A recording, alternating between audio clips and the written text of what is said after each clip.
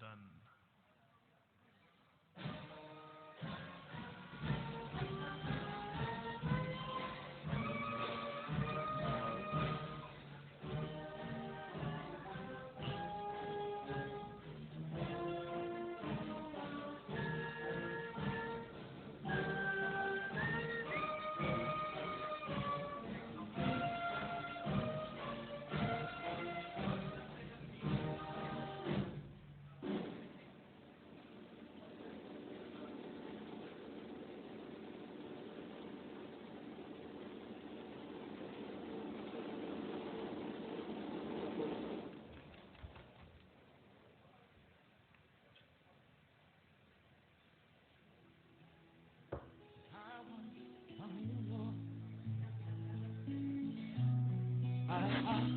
Pagbabago, awa na ang bayan ko sa magnanakaw ng tao. Ladies and gentlemen, the President of the Philippines, Mayor Rodrigo Roa Duterte. Madilim na kahapon. Kindly sit down. Salamat po.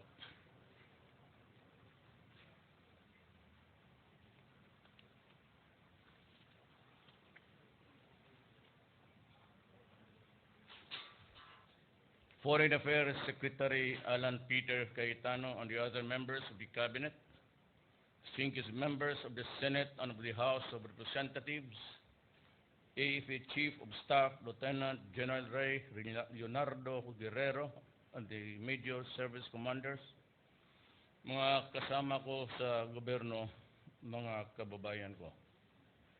Good evening. I am glad to be back from Japan. I am pleased to report that my official visit to Tokyo was most productive and engaging. I met my good friend, Prime Minister Shinzo Abe, and discussed with him concrete time-bound and specific ways to further intensifying bilateral cooperation. On top of our agenda is vital support for the centerpiece projects under the Philippines Build program.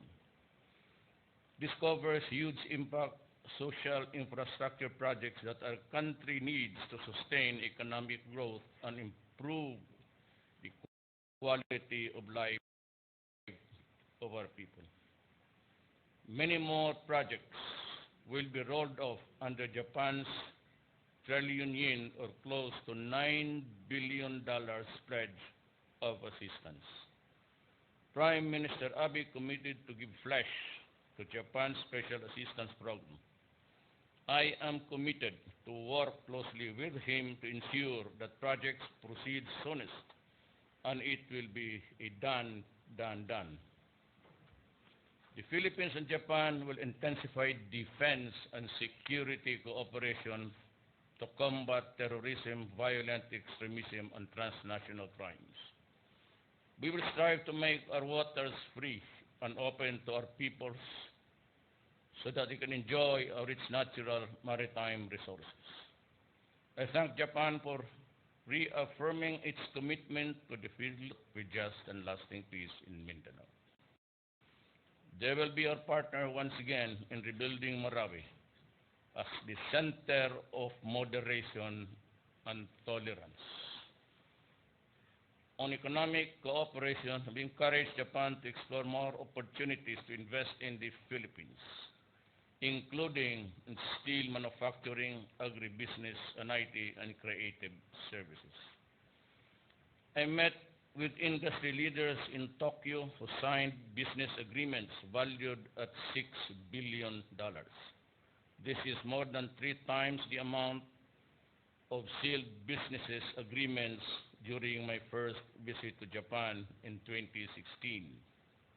I look forward to welcoming Prime Minister Abe and other members of the Philippines ASEAN Summit and related summits on the sides. I am humbled by the singular honor of meeting His Majesty Emperor Akihito in Tokyo. I conveyed to His Majesty our nation's and people's deep appreciation, gratitude for Japan's continuing friendship and support for the Philippines' peace and development goals. We want our relations with Japan to grow even more. Japan is our friend closer than a brother. Japan treats us as its equal. The Philippines will work with Japan in building something special for our nations and peoples. We are building a golden age for our strategic partnership. Thank you, and I can take some. Edic Regalado of Philippine Star. Welcome home, sir. Good evening. Good evening. First question is you just mentioned that about your meeting with the emperor. Could we know further? I would like to know what else the emperor told you when you met with him. Oh no, the emperor limits himself to social functions. We do not talk about policy of governments and even in matters of governmental concern on both sides.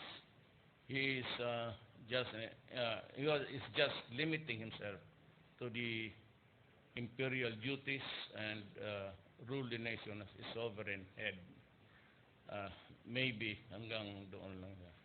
Purely socials ang pinag-uusapan namin doon. You know what? I have been to many places and palaces of great leaders and people.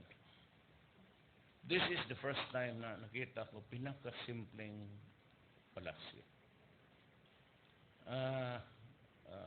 It's trees surround the palace, but it is just a small place. And even his yung sala niya, the receiving room, wala kang makitang picture. It's really a bland thing actually. And he lives very simply. The king is very spoken. Lalo na yun si Her Majesty Michiko. Talagang extra yung ano nila, yung deportment really parang ano talaga, befitting the title of Majesty. So yun lang ang pinag-usapan namin. Hindi naman siya nagtanong sa iyo. So hindi Hindi, sir. Di pa kami kilala, sir. Ayan, problema dyan. So the next question. The next question is this, sir. Come next week or the week after next, you're going to relinquish to turn over the chairmanship of the ASEAN chairmanship. My question is, after 1 year being chairman, what do you think were the strengths or the weaknesses, or what do you think are the areas that ASEAN has still to improve?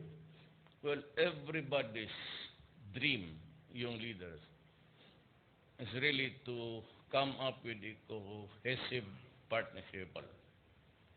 And as I have said earlier, if the European Union can do it, why can't we? And in the coming year, we will be discussing more along these issues along these lines to make it more relevant to the times, to be counted. Hindi naman tayo binibilang kasi European, then you have the Britain, Germany, Merkel, and all, but little if at all is being listened to on our front. Maybe this time or in the succeeding years, in the fullness of God's time, since the world is now veering to the externization of the world. It's coming, it's just around the corner. And wag lang sana magkagulo. Wag lang it's called the miscalculation kasi. Pag wala lang nangyari ganon, we are on our way to more faster development. maybe maabutan pa sa generation natin. Sir, But yung infrastructure, they want it finished also immediately. Just like the other countries who this I would run, it's a loan or whatever, but what is important is what moves this nation. We can always ask for a longer period of repayment, and hopefully this is what is really happening. Payable in 25 to 30 years. It's almost a lifetime. I'm sure the next generation can do. Sir, may last question lang po ako. Mm. Sir, I understand you brought with you to Tokyo at least 17 battalion commanders who came from Marawi. The question lang po is, when are you going to take the female soldiers to Hong Kong po, as you have promised? Nandoon na sila. Ano ka man? Nauna pa sa amin. Ano, yung mga babae? Oo. Sabay kayo? Nag-asawa na nga ang iba pagbalik. So nandoon na sila, the first You know, this is what really happened. Okay. I was not thinking about something else. Somebody, but sabihin ko na lang, and it should really be made public. It was Cebu Pacific who answered for. Nung nalaman niya na sabi ko, sabi niya, sige, iyon na lang ang baon pati hotel. And almost, nandoon na yung mga babae galing na doon. Okay. So the 17, kasabay mo ngayon din? And yung kasabay ko na really the top commanders I just invited them for a respite. Yes. Hindi naman kailangan punta ng Hong Kong kasama yung mga babae. Naloko na.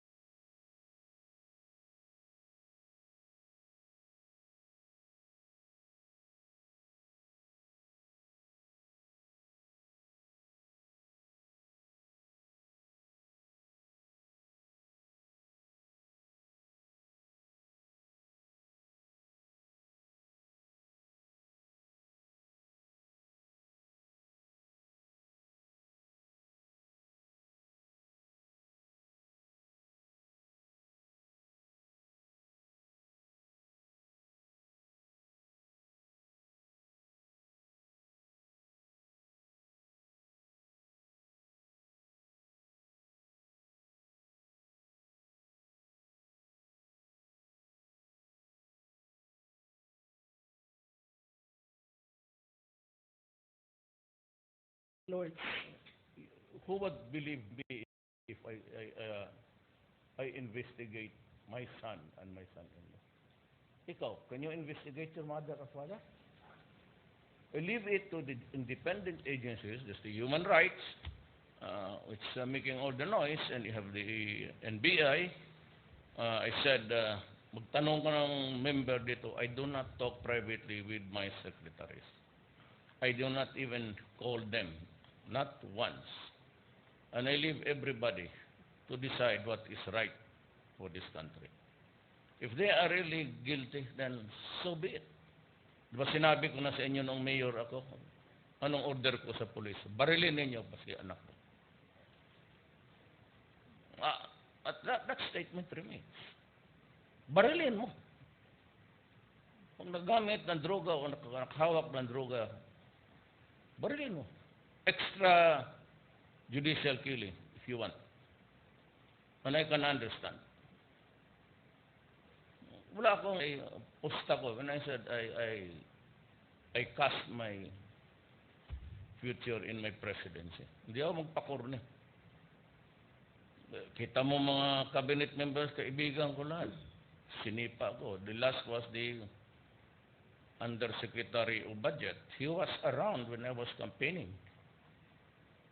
But the first one, the first cabinet, was also the head of my campaign. Wala tayong magawa. So, kung makulong sila, di ipakulong mo. Yung ganyan lang ang buhay. Walang pakurnihan. do not be so anxious or say sorry for asking the question. You are all entitled to ask your question.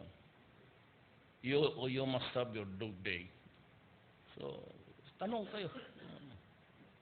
Before my mayorship, sinabi ko na sa inyo yan. And you know that ang pamilya ng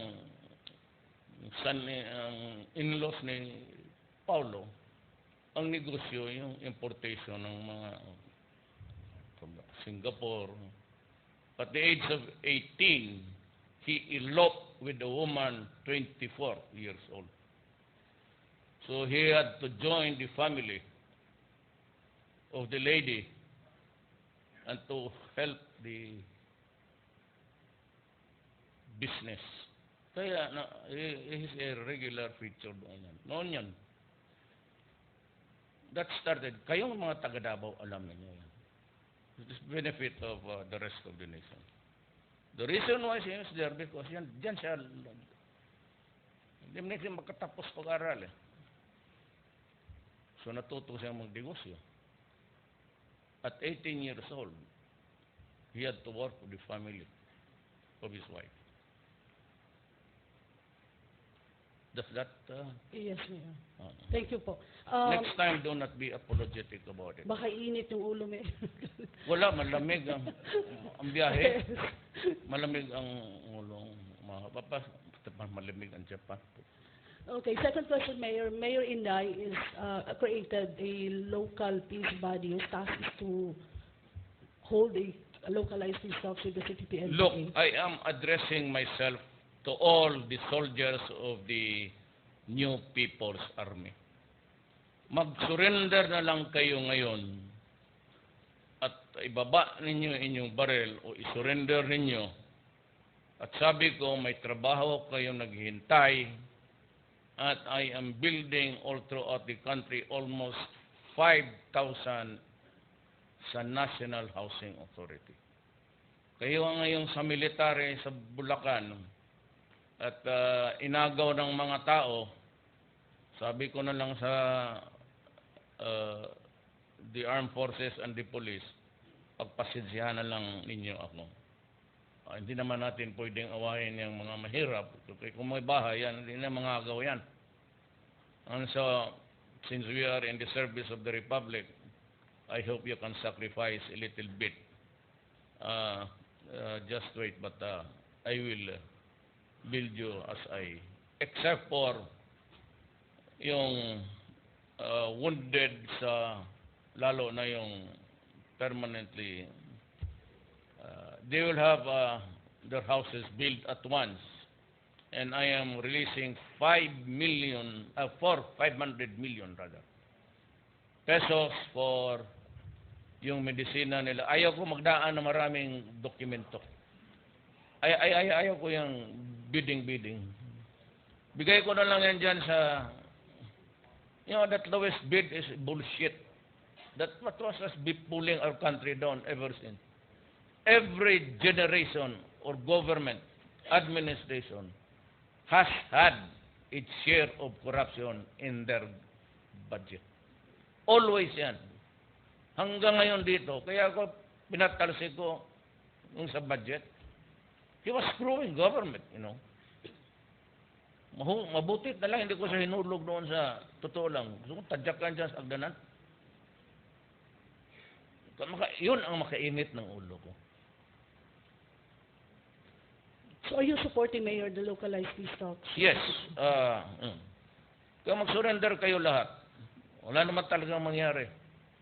50 years in the making, then you are another 50 years. We can talk continuously with the left. I am not about ready to give up everything and anything in the altar of peace for our country. Wala akong ano dyan. I do not fight them with money, or I'm just saying na kung mag-surrender kayo, ayaw na ninyo gusto ng patayan or pumatay ng kapwa mo Pilipino, mag-surrender ka na, bigyan kita ng bahay, automatic, at bigyan kita ng trabaho. Pero magtrabaho kayo. This is not an honorarium thing. You have to work for it.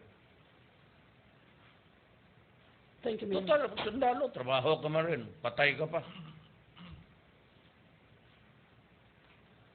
Arnel Cortez of Super Radyo Davao. Mayong gabi, Mayor. Ayong gabi. Sinabi po ni PM Abe na tutulong ang Japan sa pagpapatupad ng medium at long-term action plans sa illegal drug countermeasure. Tatanong ko lang po, how exactly will they execute it and paano po ito mararamdaman ng mga Pilipino? Would it be more killing? I am trying to gauge the situation. PD has a very limited human resource. The warm bodies there. Kung totoo yung sinasabi nila na it can improve the overall picture ng law and order kung wala ang police, tingnan natin. If it's worsen, tingnan natin. Then, sabihin ko, mag-petition muna tayo doon sa human rights kung anong magagawa nila. If there is an increase of supply, there is an increase of addicts, then the first thing that we will hear, mga human rights, ano ho ang matutulong nito sa sitwasyon? Kung maganda na ang labas ng the events turn out to be good, then bigyan ko sila medalya. Marami ako dyan sa noong mayor pa ako na hindi ko nagamit. Ipatunaw ko lang yung uli, tapos change the emblem and the logo rather, and I'll award them with medals. Tignan natin. So as of now, I have not talked with the PDEA, but I will maybe ask a separate meeting with him. Kay Aaron, General Aaron Kino. He used to be a Davao boy. He earned his spurs here in Davao. Okay. Next question po, Mayor. Nasa 18 Japanese companies ang nagbigay ng business letter of intent para sa investment dito sa bansa. Kung meron man, ilan po ba ang direktang mararamdaman at posibleng pakinabangan ng taga They are in a hurry as we are. Do you want to finish during my term? Sabi niya, yun na lang ang maibigay namin kung sakali. But if it's delayed, you know how the imponderables of this planet evolve, then wag lang sana tayo mabutan ng gulo. Because kung maggulo ang Korean Peninsula, everything has to be put back to the pigeonhole. Daghang salamat, Mayor. Asuka Ito of the Daily Manila Shimbun. Mayong gabi po, sir. Ako po si Asuka Ito from Daily Manila Shimbun, Japanese newspaper po. Saan ka, ma'am? Saan ka? Daily Manila Shimbun, it's Japanese newspaper. Akala ko taga Bulacan ka. Taga Tokyo. Your place is good, very nice. Thank you so much, sir. I have two questions. First, I would like to ask you, what did you feel when the Majesty, the Emperor, recalled the Filipino victim of World War II? What did you feel at that time? Did we talk about the victims? No. What are you talking about? I'm talking the about other issues? when you talk to the Majesty, the Emperor. The first word the Emperor says that there's so many Filipino victims during the World War II. So at that time, what did you feel? And after that, what did you talk with Sir Majesty? No, we restored our normal relations with Japan about in 1950, long time, 50, but almost a little over 1 year. All the issues there connected with the war are water under the bridge. Okay. It's not being even discussed in polite company. Okay, sir. Next question is that is there any possibility that the Japanese defense forces join the Marawi rehabilitation in the field? No, I do not think that they're sending soldiers, the Japan Defense Forces. No, it's the military arm of your government, and I do not think that your constitution would allow that thing to happen. How about We are very satisfied with the Japanese experts and technicians. They are all good. is there any planning joint training or joint drill between Philippines and Japan? Maybe Coast Guard. The Coast Guard here is purely civilian. It belongs to the Department of Transportation. And Coast Guard is the component of enforcing the laws regarding the laws that is applicable in the territorial waters of Japan. Coast Guard lang po. Coast Guard. Thank you so much. Maraming salamat po, sir. Salamat. David Santos of CNN Philippines. Kala ko taga Bulacan ang... Mayang gabi, Mayor. Mayor, before you left the other day, no, you emphasized the need. Sa mga agenda na pag-uusapan niyo po was your concerns. The neighboring countries' concern about North Korea. Can you discuss? Yes. Kamusta yung naging discussion niyo with the Prime Minister? Did you get to raise to him your proposal that somebody needs to reach out to the North Korean? No, we just talked about the perils of a war, and all others were just incidentals. The main issue really is I said, miscalculation. Any of the countries involved, it's always a miscalculation, and how it would wreak havoc, not only in the neighboring countries, particularly China, Korea, and the neighboring peripheral countries around that country.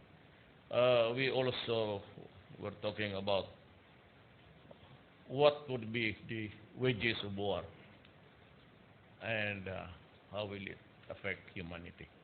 When you talk of nuclear bombs and nuclear weapons, there's no room for argument there. But one thing is sure, destruction. So, ganun lang ang ano namin. In dialogue, yes, sir. Your proposal was more on trying to reach out to the North Korean leader, holding dialogues. Was the Prime Minister amenable to that? Everybody, I said. The one thing maybe which is sorely lacking now is communications. And so far as I'm concerned, I think it's only China who has that kind of competence to talk about these things, about the costs of a nuclear blast.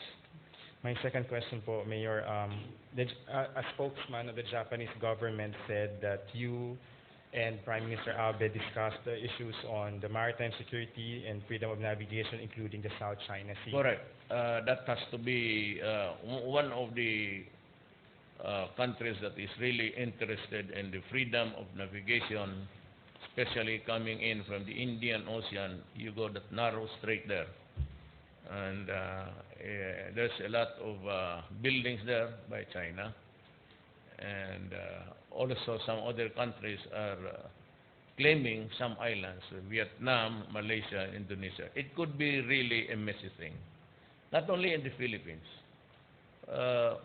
pati sila, because each and every country has a economic zone, and it is overlapping. Not only China claiming a majority of the area, but even dito sa atin, sa Malaysia and Indonesia. But always we can resolve it by just talking.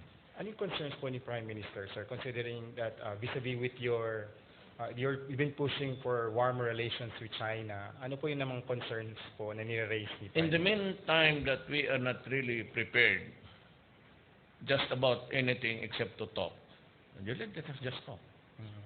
I cannot imagine myself getting involved in a violent and almost a suicide action. You can read all the legal treaties there, claiming this and claiming that. But the problem, I said, is I do not want to criticize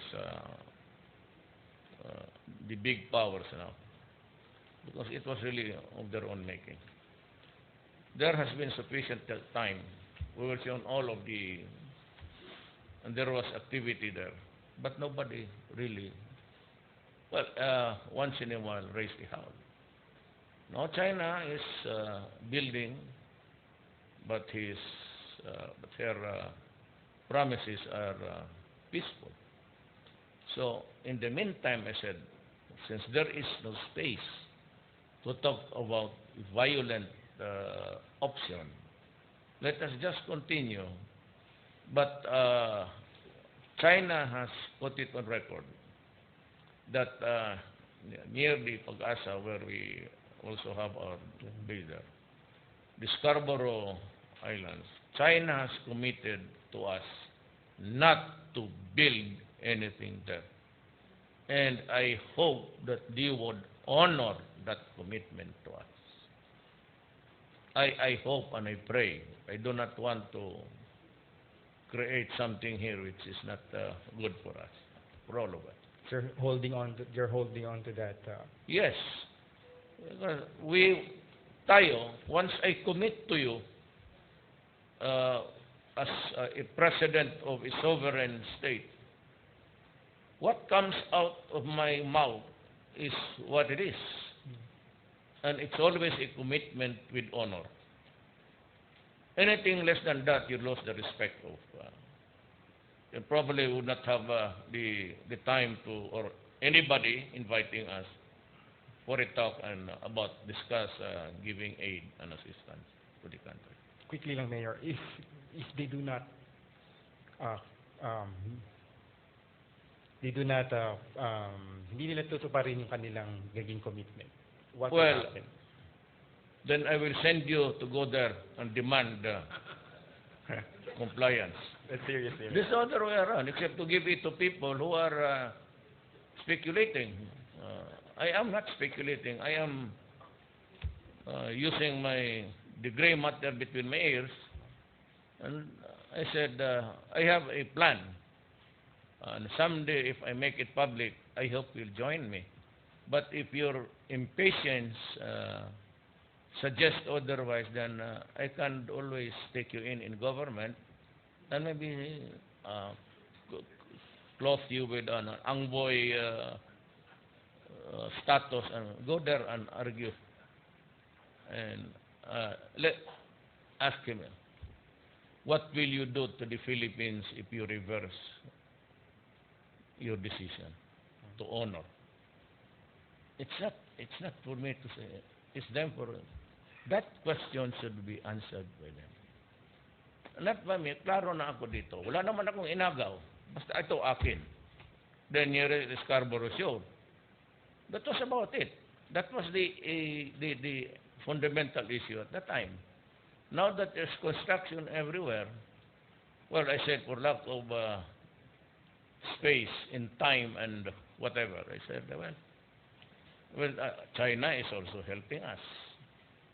So it's not because we are not ready to lose it, but because I said the reality is on the ground is far different.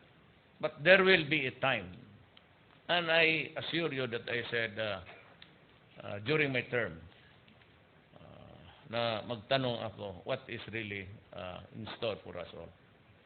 I hope we will reach that stage. And China is a good listener. Okay? Akan salamat. Thank you. Thank you, Mr. President, members of the press. Thank you so much. Oh, ano? Bakit? Meron ba dagdag? Sige, tanong kayo. Anybody wants to... saan galing to? Vina Araneta. Hi, sir. ABS, CBN. Sabi ko, Good evening, Mr. President. Mr. President, last October 23, Mayor Sara Duterte launched Tapang at Malasakit Alliance to unite the Filipinos.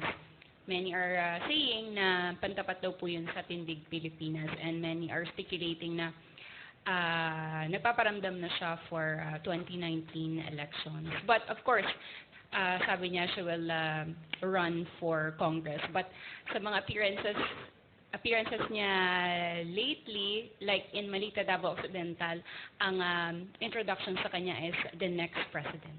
Wala ka pala niya. Surya wala niya. No, and then is not interested. You know, I'm telling you the truth. She did not really want to be mayor.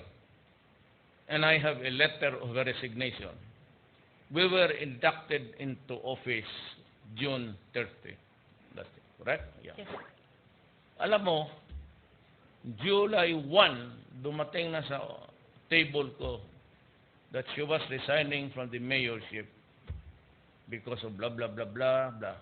And I had to fly back. And it was a very agonizing moment for me. And ayaw talaga eh. Ang sabi ko, well, alam mo, if we are elected, it's really the voice of the people asking us. Total election naman to. And if you are the winner with a huge majority, then you can say that the voice of the people is the voice of God. So, sabi ko, you have to honor it because I did not start it. It was my father who became governor, and later on, in between the years, they were foisting my candidacy. At one election, local, pinapatanong ako ni Don Antonio Florendo if I can run for the locals. My mother gave me a ticket and said, go to Manila and get lost there. Do not ever, ever enter politics. So, then, hindi ko naman talaga, dumating ang EDSA. Then pinilit nila akong mag-resign as prosecutor. Sinabi ko, okay. Buhay pa naman yan sila hanggang ngayon. Sinabi ko, okay, pero pagkatapos nitong 1 year, kung maaari lang, gusto ko lang mag-judge. Kasi malaki ang sweldo, kunti, makapag-aral ang mga anak ko sa Manila. Kasi gusto nila doon mag-aral. And the opportunity was there. You know why?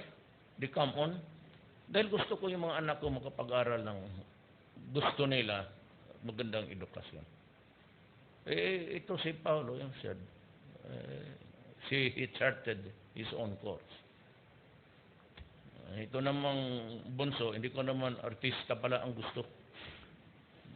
Babae. Let us respect her choice. Ako naman, I forgot to, itong kay Inday na local initiative. I am encouraging her. And to the new People's Army, do not take it so badly. Wala namang pilitan to eh. Yung gusto lang magpahinga. If you're tired killing another human being, you're always invited to go back mainstream. Balik kayo dito at alagaan ko kayo. And eventually, just to prepare you for the entry into the main line of society. Mainstream, rather. Reaction niyo lang po, Mr. President, dun sa Tapang at Malasakit Alliance. Sino? Ang tinatanong mo niyan, si Inday ako. Kayo po, yung sa inorganize niya na alliance. Asking also the opposition to she said it very clear that she was hurt by yung alam mo na, pati yung kapatid niya. Alam mo niya, hindi totoo. Matagal maumiyaw dito. Kaya pa niya ako nakita. And I said, except for Trillanes, anybody can come here and I will authorize you to take a peep into my... Pero huwag mo akong gawing uto-uto. Hindi talaga ako, mayroon na ako nandiyan. Bakit niya gamitin? I executed that waiver before the elections to meet the challenge of, sabi maraming pera. Nagbigay na ako, sabi, expiry. Wala expiry yan. At ibigay ko sa iyo yung bukas. At tawagan he was my lawyer, Attorney Panelo. Tawagan niya. You allow ABS-CBN to take a peep. Kano? Kaya kayo may yung nag-ano, pero wala na ako sa, ayaw ko na rin I promised one single lady sa inyo. Empleyado lang rin. She was very almost condescending attitude. Sabi ko, ano pa naman siya sa ABS, sabi ko, no. You can tell your boss that after we shake hands tonight, sabihin mo sa kanya, hindi na ako magsalita. Except factual. Kasi kayo yung ng talagang corruption. Bigyan mo, I'll give you the authority. There's the waiver. Walang expiry date yan. Kaya ginilagay ko yan, walang expiry. So, kanya use that in my whole term as presidency. Thank you po.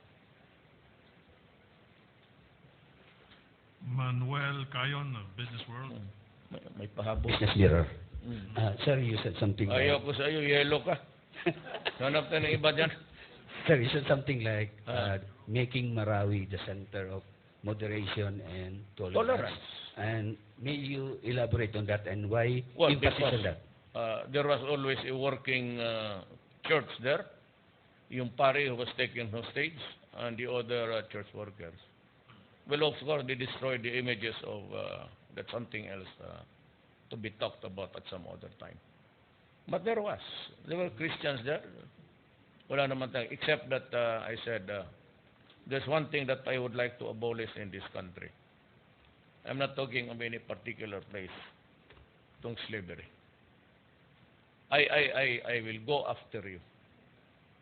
Totohanan niya. Pag may nagsumbong dito sa akin na dinala yung anak niya, lalo na yung they grow up as slaves, thinking that they are really slaves.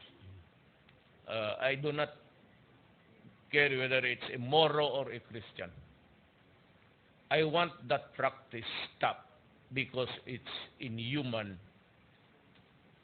And you do not consign the life of a certain person to slavery for all time.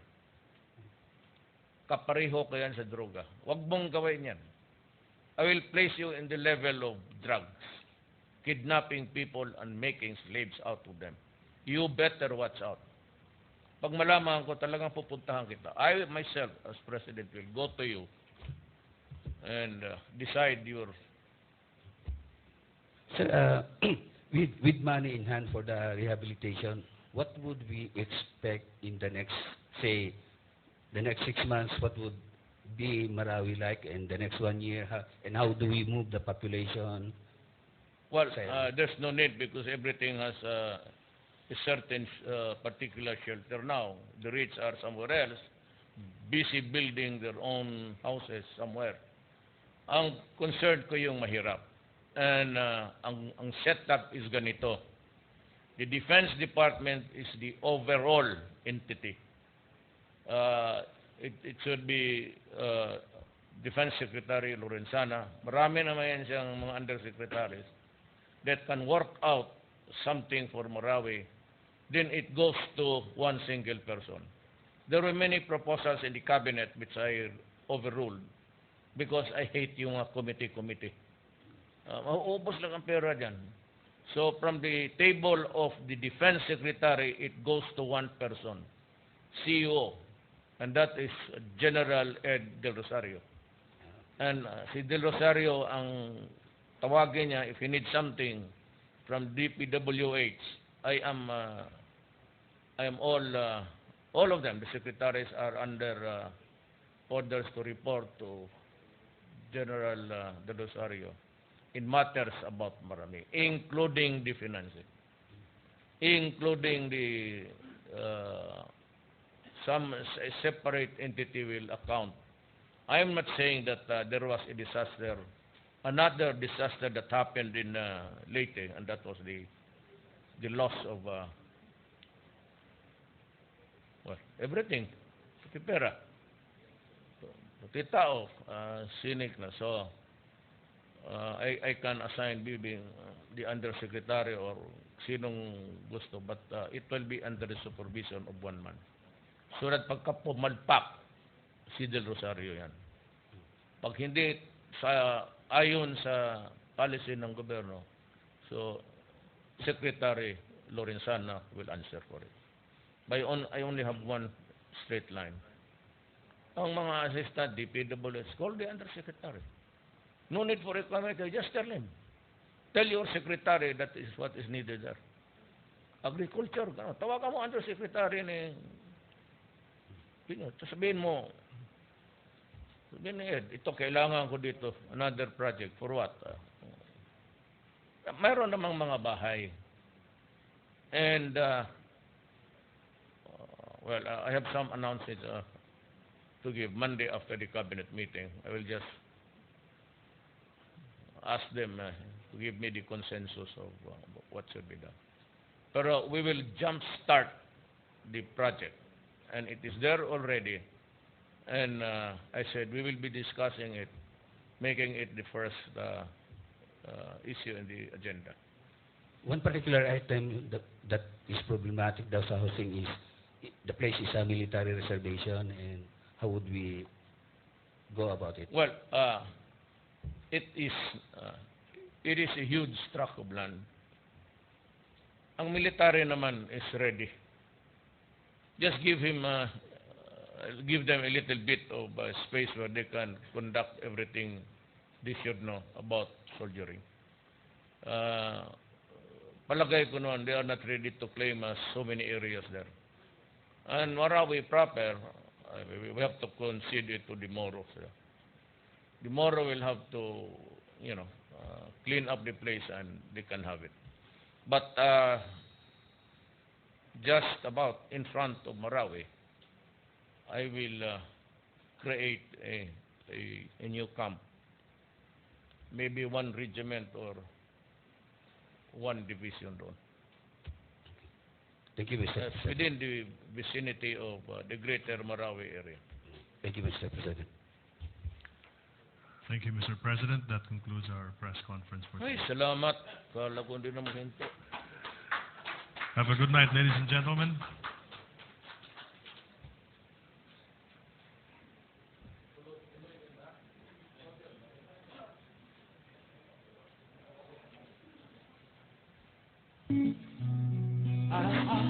Pagbabago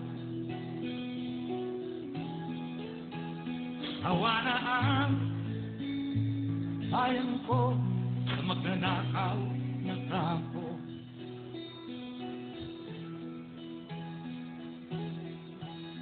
Madilim na kahapon, ikaw ang mataahon. Sa piling mo, di ko mawawala ang korupsyon.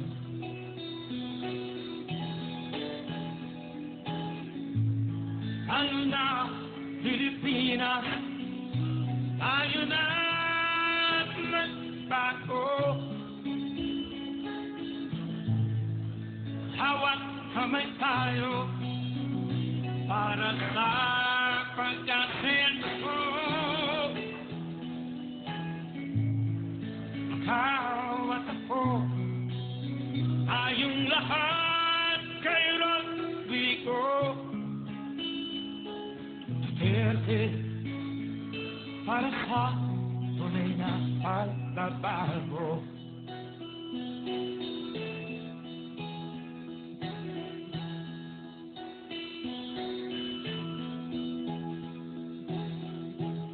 Masdan mo ang paligid,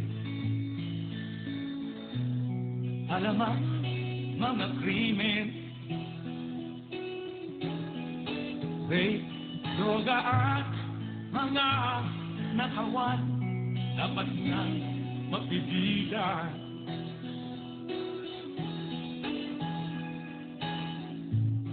Tayo na, Pilipinas, tayo na magbago. Hawak kamay tayo